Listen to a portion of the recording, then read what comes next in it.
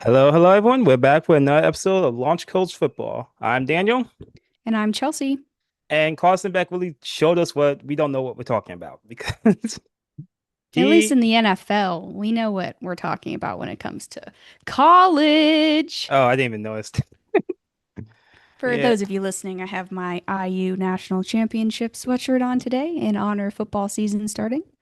well, I'm not sure if you, He it's really shock. didn't play that bad in the Natty, but still, he Yeah, lost. it's actually funny because Beck just had his big showout game in the Hall of Fame game, and Yeah. Mendoza's been struggling a little bit at Raiders practice, but that's not the story of Raiders practice everyone knows about. It's Uh, Yeah. I love training camp fights. Like I can't see Kurt Cousin and Max Crosby getting into it on I believe Friday or Saturday. That's a whole that's just two different versions of two different people. You really couldn't get two more different people. Yeah, that's was it was it Jets and Sharks from West Side Story or the Prince and Pauper. But Yeah. it's a lot of stories coming on from the first week of trade. Well, not the first week of training camp, but now we're in the first week of preseason. Training camp's in full swing. And last week we talked about it makes no sense for the Falcons and Lions not to sign their running backs. They apparently were listening to us because they signed their running backs, and there's been even more crazy signings.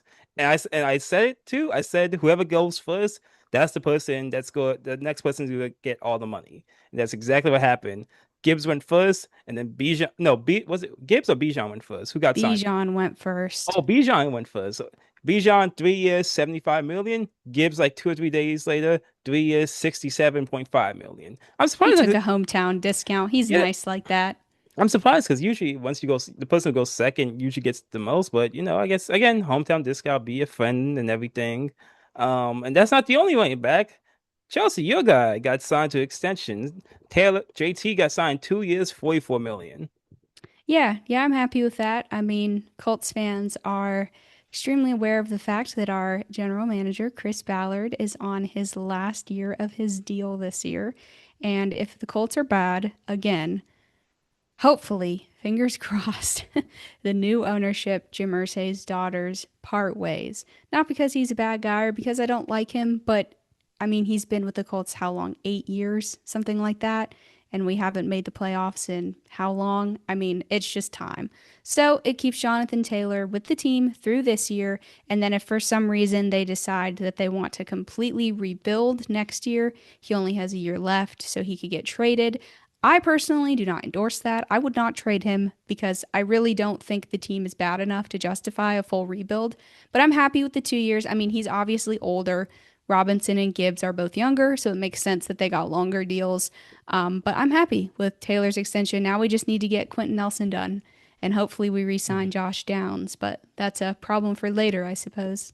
Actually, you forgot to put in the doc. Zay Flowers got signed 4 years, 140 million. It just reminds Wow. it just reminds you kids, don't be a running back, become a receiver. You can be a top five running back like these three guys, and you don't make half the money as a top 15, top 20 receiver in Zay Flowers. I mean, the crazy thing about this is that I think there's a real argument that Taylor, Robinson, and Gibbs are the top three running backs in the league. Not in that order necessarily, but I think there's an argument that those are the top three and they all got extensions. I We would say Bijan's probably one, and then Gibbs, and then Taylor, if we we were to rank them. But we talked about this a bit for a second last week because I said Derrick Henry and you just shot that down immediately. I I think after because you got those three, you then also I have s- Saquon then and McCaffrey. I say you then you get CMC. I think CMC in terms of he's definitely the most valuable running back, but yeah, You he's a have top. James Cook also, who's broken out in a big way. Oh yeah, that's a we have to have like at one point one of these preseason shows we're gonna just go ahead and do like a top five list of all like the main position players or We'll something. do some fantasy rankings. We'll do top five for all positions in an Yeah, upcoming episode before the season starts. yeah, because I can still like I don't think my Derrick Henry take was that crazy. I still think he's I older. think he's top 10. Okay, now that's a little bit. He's definitely if he's not top five, he's number 6 or 7. Yeah, of course he's top 10, but just even though he's a little older, I'm looking at it as like coming to this season. I still think Derrick Henry coming this season is still Don't get easily. me wrong, I think he's still good. Oh no, he's still a beast. I guess, but Yeah, he is. is he a top five beast though? And that's the big Yeah, I question. guess my thing is, I don't think I would put him above Taylor Robinson, Gibbs, James Cook, or Saquon. I'm So at the highest, I think he would be six, but definitely top 10. I might put him in front of Saquon, honestly. And Really? I like Saquon, but Saquon has McCaffrey's injury history, and also I just maybe just this isn't fair because the Eagles last year was completely constipated. Their offense was terrible. They were terrible last year. Hurts didn't In look good. fairness, Brown didn't any look good. Eagles, any Eagles fan will tell you that a lot of that was attributed to their OC who got Yeah, fired. I believe it was Patullo. He was terrible. I yeah. have a couple of Eagles fans that were just raging the whole year. They were Oh, like, please, anyone, I could coach the team better than this guy. yeah. I There's stuff in my fantasy group chat that would not be allowed on Lunch Cones because we have a big time Eagle fan in that group chat. Yes. But aside from those guys, another small extensions. Hunter Henry, 2 years, 16 million. He was in He's last year. still in the league. Feels like that dude's He been in had the a league my whole life. he had one of his best seasons last year with being Drake May's like go to target, but one of his safety nets. So Gosh, I remember when he was on the Chargers. Feels like he's been in the league forever. and another person who not been in the league forever, but was definitely in the headlines last year was Quinnen Williams got signed 3 years, 105.9 million. It's a lot of money A lot of money for a defense that has that's almost no not talent. a lot of money not going to Michael Parsons. That's A lot just of money not going to George Pickens. I saw a lot of Cowboys fans online today talking about, so are we paying George Pickens or how's that work? I completely forgot about I wasn't even thinking about that. Yeah, that's a lot. Mm-hmm. Oh, this is gonna be a fun season in Dallas. Yep. And I mean, don't get me wrong. I think Quentin Williams is really good. I don't know if I would pay him that much, but he's really good. Oh But yeah. their defense is still bad, even with the guys they got in the first and second round on defense that are going to be really good. Like three players is not going to be enough to turn that defense around. I mean, it was historically bad. I'm gonna maybe we should say this for later, but I actually kind of I like the draft Dallas had. I really I like do Caleb too. Down. I really like Caleb Downs. The defense is going to Too. be. I don't think they're going to be as bad as the last few years. I think the defense is going to have. No, They're going to have some. If they can just have an average defense with that high power offense, that team is a wild card team. that's true. I agree. I think it's upgraded, but I still don't think it's good. But is it upgraded enough? Is the question now. Yeah. For sure. Guess only time will tell. You know their offense is going to be electric if it's anything like last year. But I am curious to see what happens with George Pickens because I have a feeling George Pickens is going to want wide receiver one money, and they already have CD. They already have a wide receiver one. So if George Pickens wants wide receiver one money and he wants more than what the Cowboys are willing to pay him, it'll be very interesting to see what happens and where he may end up. Yeah, it's gonna be fun because Pickens is always gonna be it's always a crash out threat. So, but He has a little bit of Antonio Brown in him. Not enough to make a difference, but just a little bit to be entertaining. I think we should transition a little bit because you mentioned Antonio Brown. And we just had the Hall of Fame class, which it was a great class. It was I loved like the speeches were fun. Like they said like Al Terry, he wore a tie given to him by Jim Irsay's daughter. So like no, that's cute. That's That's it. sweet. Yeah. Unfortunately Roger Perry opened up about like I think he's having trouble with dementia now, so it's hard. It's like this it was a very interesting it was a good class. Now we're going to the first time eligible players for 2027. And one of those big names is one Antonio Brown, who he has a Hall of Fame career, but does he get in, or do they just kind of does he get in? Does he not get in, or do they just TO him, which is we elect you in the Hall of Fame, you're not allowed to give a speech at this. You're not allowed to give a speech. So here's my thing with Antonio Brown.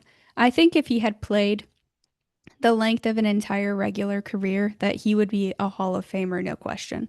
I don't think there would be any debate. Considering the level that he was playing at, I mean, he was insane, Yeah, especially with the Steelers. Personally, I think he still did enough to make it. Now, I don't know if I would let him give a speech. Probably not, if at all possible. But I mean, you look at his career stats, even with how short his career was, and Man, I mean, he was really good. This is without me having done in-depth research. This is just a, quick fire take. But if you were to ask me right now, I think I would still say yes. Yeah, the peak of Antonio Brown is up there with the peaks of because Calvin Johnson and Antonio Brown had very comparable careers. Calvin Johnson didn't have he retired after I believe 9 seasons, and I think AB was around the same time. Which AB actually might have played a little longer, but his first 2 years he was mostly a return specialist. Then he had like the 6, 7 years as the number one guy. Then all the fun began. Yeah. But here's So the thing, you're going to have some people that are going to dispute short careers. Well, Luke Kuechly just made it, and he retired prematurely. yeah, So, and Luke Kuechly is one of the best linebackers of all time. And if he had played a whole career, there probably would be an argument that he would be the best linebacker of all time. So I feel like oh, he had a short career, it wasn't long enough, isn't really a viable argument anymore, considering that Kuechly made it in. you even go back in time and get like guys like Ken Winslow Sr., Gale Sayers, who had very short careers and got in. But Yeah. along with Antonio Brown, you also have Rob Gronkowski, another guy whose kind of career got cut short. Ben Roethlisberger, Adrian Peterson, Richard Sherman, Cam Newton, again another guy with a very high peak but very short peak. Uh, Le'Veon Bell, Andrew Whitworth, Alex Mack, um, jo- Gerald McCoy, and Eric Weddle. So just from that list of first ballot guys, it's easily Gronk, Big Ben, and Adrian Peterson. It's a big question Bill after. Belichick is also on here as well. Oh, yeah, I'm not. I'm only looking at first ballot, like the first time eligible. Oh, Yeah, yeah. Belichick. Yeah, first of all, Belichick should have been in this year. It's ridiculous with the. It was just anger because of Spygate, Deflategate, and just being a jerk to people. It was just ridiculous. You Yeah, yeah, I see the 2027 Pro Football Hall of Fame ballot. Yeah, Peterson is a lock. Gronk is a lock. Big Ben is a lock. Cam Newton, I don't think he gets in. I am not well enough researched. I haven't looked at the stats before this episode. I would have to look at it. I know there is a heavy debate again, another guy who had a short career but, he won an MVP, right? Yeah, 2015? Yeah. yeah. Won an MVP. When he was on, he was on. But when he was off, he was off. My gut reaction right now is no for Cam Newton, which is probably going to make a lot of Panthers fans really upset. But consider I'm saying this without having researched anything first. So it's possible my opinion changes, but I think if Cam won the Super Bowl, he gets in. I think that would have been a big help for him. But that's true. I think having like a 5 year peak isn't enough because the thing is he was getting injured early in his career. It wasn't like he had a shoulder injury at the end of his career and that was like the only major injury. He missed time during the first part of his career because he was still had that I'm going to everyone because I'm 6'5", 240 and can run a 4.5. Yeah. So I mean, Richard Sherman's on here. I would think he would get in. yeah, Sherman can get in. It's funny because I always tell Sherman probably gets in, but I always remember he's not guy who had like a shorter peak. I always remember the story because my dad was my little lore. My dad was played college football for a few years. He was a defensive back, and he always would. And he's remember he said this like I watched Richard Sherman. His technique's so good. He's like his footwork is perfect. He's just not that fast. He's not that, and you saw that when he played in the Super Bowl against KC when he was in San Francisco at that point. And I think he went like 6 for 6 passing against Sherman at the end of his career. It was his peak was high, and his peak was the figurehead of arguably the greatest defense of this generation. But it's another Cam Newton, Antonio Brown 5 6 year peak. But I do Yeah. think he gets in. He gets in. My inclination is Antonio Brown is a yes. Andrew Whitworth, my inclination right now, without having done research, is also yes. Not sure about Gerald McCoy. I would have to research that one. Yeah, I doubt McCoy gets in. Mac is probably not. Weddle's probably not. With I guess the question is, I think he gets in, but I think with him and Brown, are they first ballot? And I say no. Probably not, but I do think they get in at one point. I think there's only three first ballots on this thing. It's Gronk, it's Oh, Big I Ben, mean, it's if Adrian if Peterson. it's three first ballots, it's Gronk, AP, and Big Ben. Yeah, yeah. So yeah, and plus you always got the guys coming up from behind them. You still have Eli there. I guess Phil Rivers, you have to set the clock back again. You still got Torrey Holt, you still got Hines Ward, you still got Steve Smith Sr. You got it's going to be interesting how like the players who don't get in and how much there's going to be a compiling. What's it called? Like a funnel of players. You only allow seven in. And of course, Reggie Chuck Wayne is Belcher, also on there as well. he's still not in. He's showing on this list as uphill climb, Wow, which I don't that's know if I agree crazy. with that, but This so okay, here's the hottest take. Eli Manning. It's oh listed my under uphill climb. the Okay. Eli debate again. How do you what is your take on Eli? Are you absolutely he deserves to be in? Are you I could see it go either way? Or are you I really don't think he should make it based on the entirety of his career? I'm in between absolutely and I can see him just because now Eli doesn't have the stats. He doesn't have the stats. He doesn't have the awards. I think he went to 4 or 5 Pro Bowls. I think he was a 500 quarterback. But to me, he it's the same thing with like Joe Namath. You won arguably the most, you were good enough, and then you won the most important game, arguably of all time. At least for Eli, the most important game of the 21st century in Super Bowl His Super Bowl wins were 43. amazing. Don't get me wrong, Yeah, and I am a lover of the Manning brothers. As a Colts fan, I love both of them. I would love to see them both in. But I think a Super Bowl, I know he obviously played a large part in both of his Super Bowls. They would not have won without him. I mean, yeah. this much is obvious. But if you're going to look at the entirety of one's career, not just Super Bowls, I really don't think his entire ledger is Hall of Fame worthy. And if the argument is, oh, well, other guys made it because of those Super Bowls, well, I don't know if I agree with that either. Like when I look at the Hall of Fame, I am what did you do individually? Like Super Bowls are awesome and they definitely play a part, but like how many MVPs did you win? How many, you know, like first ballot, all pros did you make? Like, how many times were you a top five quarterback statistically in your career? I mean, he ended his career 117 and 117. If it was any other quarterback but Eli Manning, if it was one of those pictures, where it had his stats, but it didn't have his picture, and it was like, guess who this is? If you saw 117 and 117, including a 9 and 26 mark in his final 3 seasons, and a career 84.1 passer rating, which is 60th in NFL history. If it was a blind guess and they were like, would you put this guy in the Hall of Fame or not? And you didn't know it was Eli Manning, I'm inclined to say that a lot of Yes. people would say no.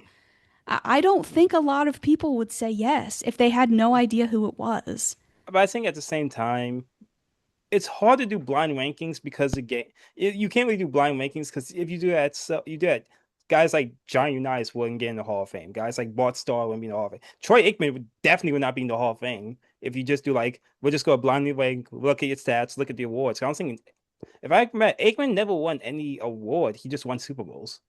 Um, I guess I just but put more weight into individual accomplishments rather than Super Bowls. Though, of course, Super Bowls play, an ultimate yeah, part in, choosing who makes the Hall of Fame.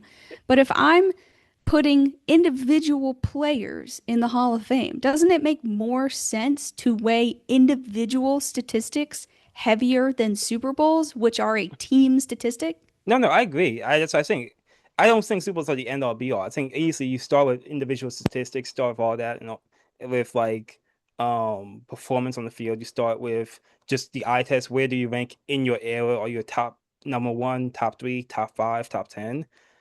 I would say in terms of modern quarterbacks, I went back in time. Well, Aikman was 90s, but I went back in time with Bart Starr and Unitas. The one quarterback who I question him being a first ballot Hall of Famer even though he has some individual awards, was Kurt Warner. I always felt like Kurt Warner, the big thing with him, like he has a giant donut hole in his career. He has the first 3 years with the Rams where he won 2 MVPs and a Super Bowl and went to one and lost to the Patriots.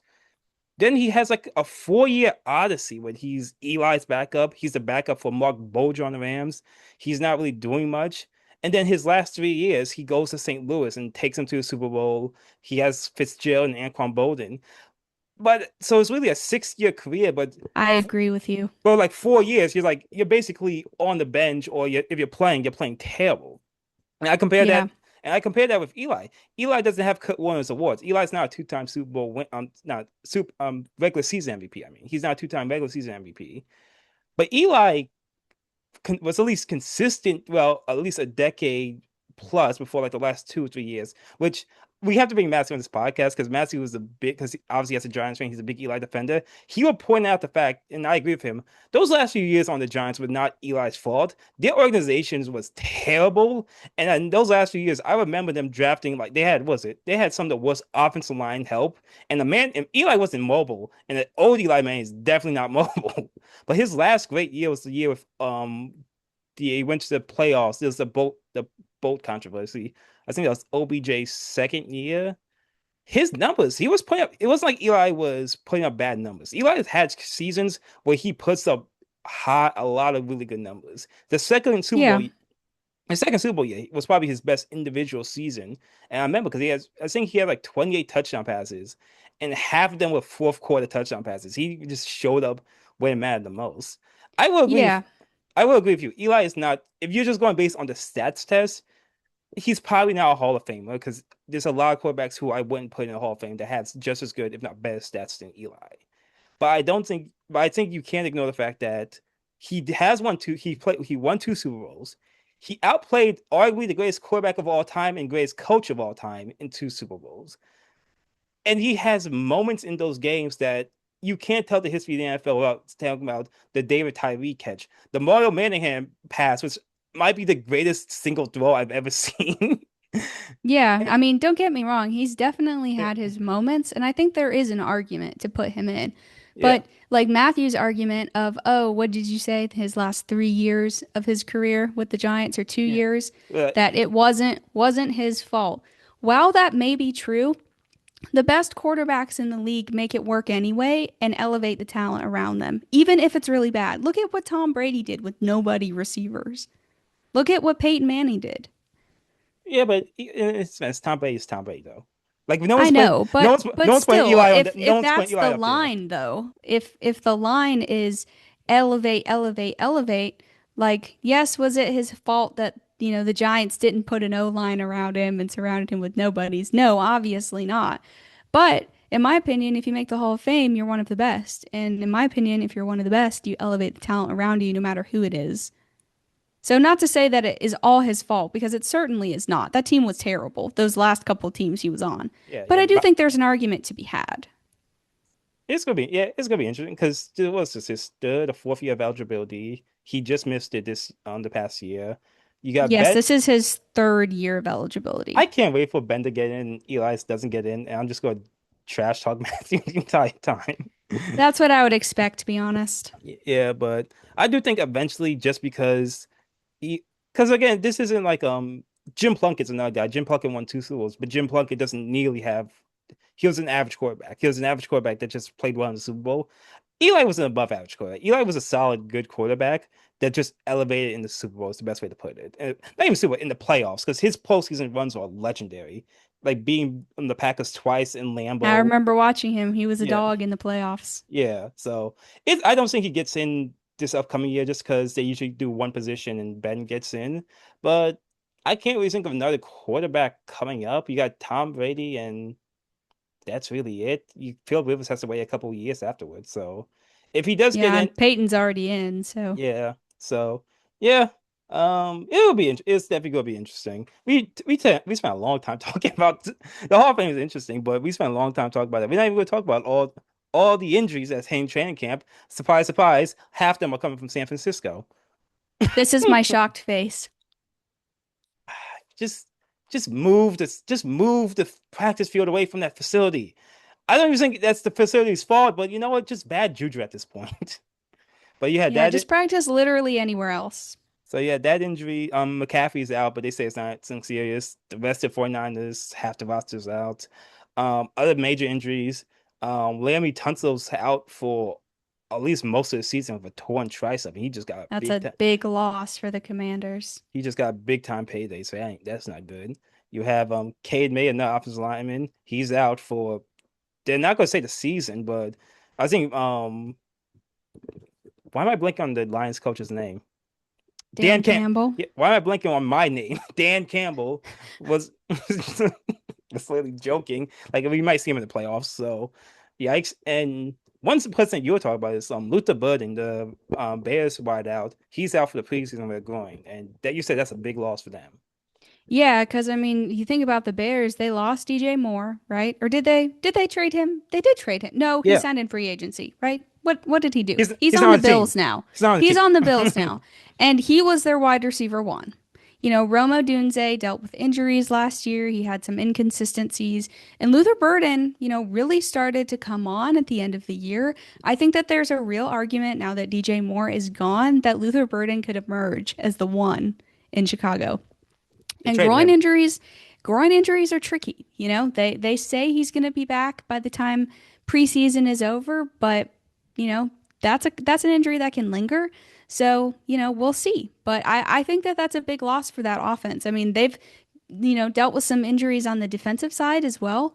Not as bad as Carolina. Carolina's lost like everybody, but yeah, the Luther Burden one is one to watch, I think, especially if it extends into the first couple of weeks of the season. I think that that is going to tank his fantasy stock a little bit, just because he won't be playing at first. But I think that that's honestly the biggest one to watch. Outside of CMC, they say it's minor, but it's San Francisco. I mean, who the It's heck knows? it's CMC. Nothing's minor injury He wise with didn't him. get hurt last year, so I guess it's his turn this year. I don't know how that works. Yeah, it's hard to trust a running back after having 400 touches to having us be able to go to that workload again. Right. Uh, quick thing, DJ Moore did get traded to Buffalo for a second.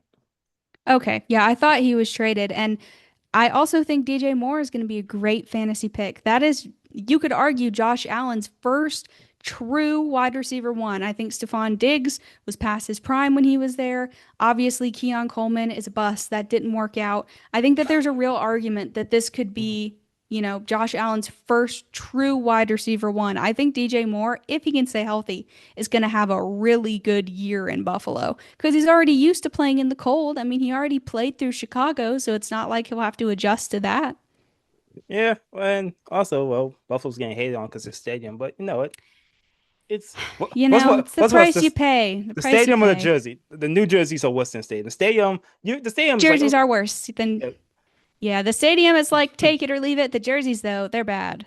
I it's still not as bad as the Steelers like old school Bumblebee jersey, which is Oh, those are my least favorite. Those are horrible. I'm a Steelers fan. I don't even defend that jersey. I'm like, Can we well, bring back the color rush jerseys when we were in college?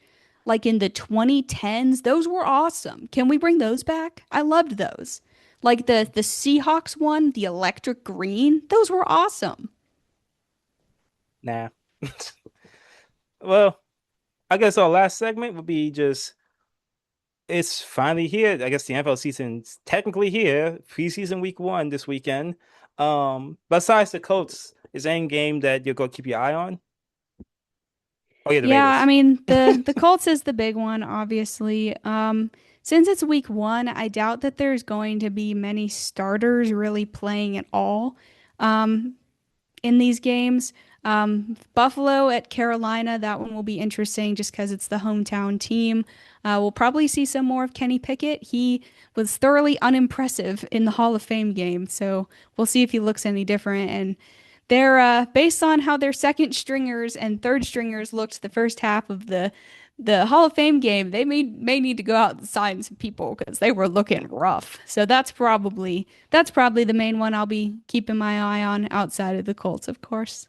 And I will keep my eye on really none of them because I don't really watch preseason. But if I had to keep my eye on one of them, it would probably be San Francisco and Tennessee because I want to see how KM Ward does. And let's be real, San Francisco's preseason team is going to be their starters by Halloween. That's true. That is probably accurate.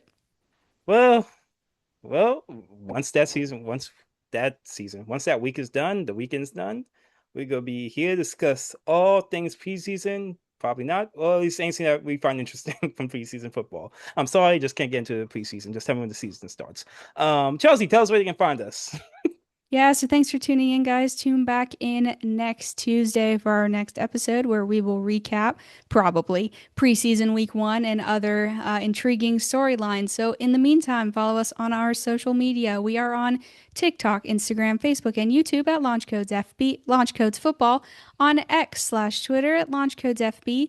And if you're interested in joining our chat BCC chat room as we gear up for the start of the regular season, hit us up and we can send you that link.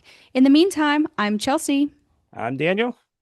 and we will see you next week. Enjoy preseason football. I'll read the book.